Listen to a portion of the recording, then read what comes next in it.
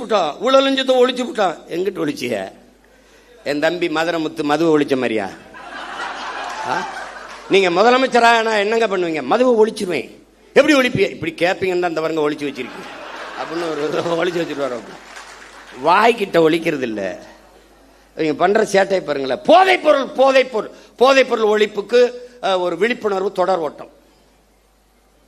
மாண்புமிகு முதல்வர் அவர்களே, ஓடி ஒழிக்கிறது இல்லை, போதைப் பொருளை தேடி ஒழிக்கணும்.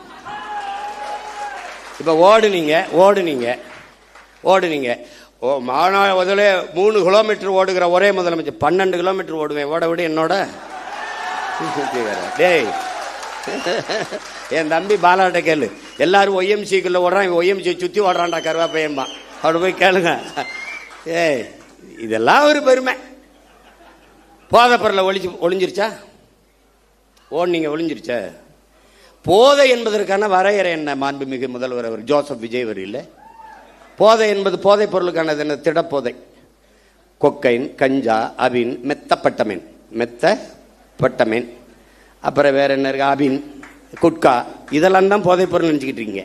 அப்போ நீங்க இந்த தெருவுக்கு திறந்திருக்க டாஸ்மார்க், அதில் விற்கிற பீரு, பிராண்டி, விஸ்கி, ரம்மு, ஜின்னு, ஒயின், இதெல்லாம் கரும்புச்சாரா இல்லை பழச்சாரா இல்லை கோயிலில் கொடுக்குற புனித நீர் தீர்த்தமா? அது என்ன பேரு? அது எப்படி? இவங்க மாற்றம் என்ன மாற்றங்கிற இதே பேசுறது. நம்ம மாற்றம் சொல்றதுனால மாத்திட்டோம், நாங்க மாற்றம். என்ன மாற்றம்? இந்த திராவிட கட்சிகள் அரை நூற்றாண்டுகளாக வெறும் செய்தி அரசியல், விளம்பர அரசியல் தான் செய்தது. சேவை அரசியல்